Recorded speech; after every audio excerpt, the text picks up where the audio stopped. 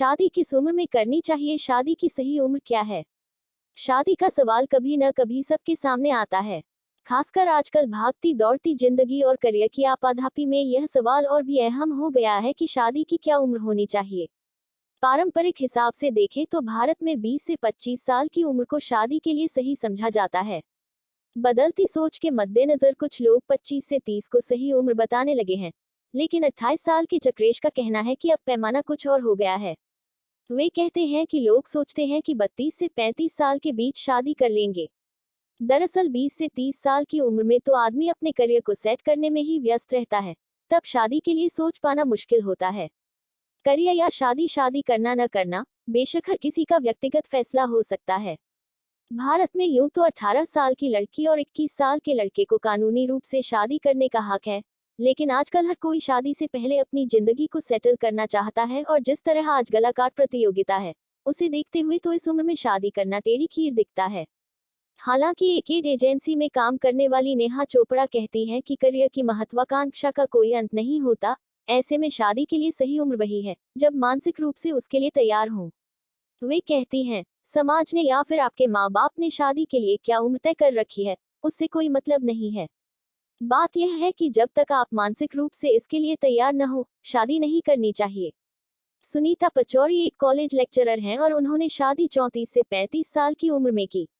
अब उनकी एक बेटी है और खुशहाल छोटा सा परिवार है, लेकिन वे मानती हैं कि देर से शादी करने में कभी कभी आपको वह नहीं मिल पाता जो शायद आपने सोचा है। वे कहती हैं, कई बार अच्छे विकल्प मिल जाते हैं तो कई बार ठीक ठाक विकल्प मिलना भी मुश्किल हो जाता है। मेरे कई दोस्त हैं, महिला भी और पुरुष भी, जिन्हें अब सही मैच नहीं मिल पा रहा है।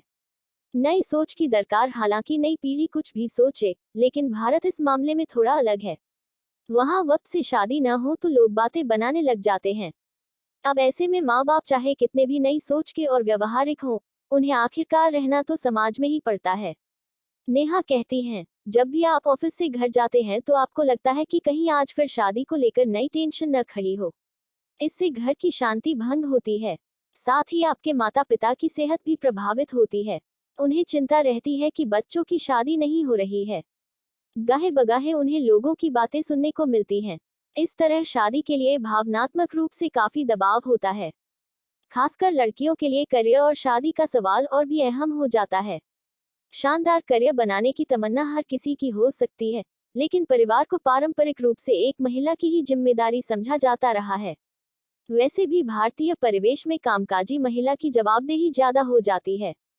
पुरुष प्रधान समाज की अपनी मानसिकता है तो वहीं महिलाओं को लेकर बुनियादी सामाजिक रूढ़िवादी सोच भी एक मुद्दा है। सुनीता कहती हैं, अगर कोई टीचर सुबह 8 बजे घर से निकलती है और घर 2 बजे की बजाय 4 बजे पहुंचे तो पहला सवाल उसके चरित्र पर ही उठता है। हो सकता है कि उसे दफ्तर में कुछ अतिरिक्त काम रहा हो, लेकिन उससे सवाल जवाब उसी तरह किए जाते हैं। जरूरत एक संतुलन की। कई लोगों की यह भी दलील होती है कि देर से शादी करने में आगे कई दिक्कतें आ सकती हैं। खासकर परिवार बढ़ाने के सिलसिले में कुछ परेशानियां आ सकती हैं। हालांकि मनोवैज्ञानिक डॉक्टर मानसी यादव कहती हैं कि मेडिकल साइंस के विकास के साथ अब ऐसी आशंकाएं बहुत कम हो गई हैं। वैसे शादी की बहस के बीच आजकल एक और चलन परवान चढ़ रहा है, लिव इन रिलेशनशिप का, यानी शादी से पहले साथ साथ रहना। खासकर चक्रेश जैसे नौजवानों का इस चलन में ज्यादा विश्वास न हो, लेकिन यह उसी माहौल में हो रहा है जिसका वे भी हिस्सा हैं। वे कहते हैं, शहरों में ऐसे युवाओं की संख्या बढ़ रही है जिन्हें लिव इन रिलेशनशिप का चलन पसंद आ रहा है। न सिर्फ यह ट्रेंडी है, बल्कि शादी जैसी बाध्यता भी इसमें नहीं है, लेकिन भारतीय समाज में इसकी स्वीकार्यता एक बड़ा मुद्दा है।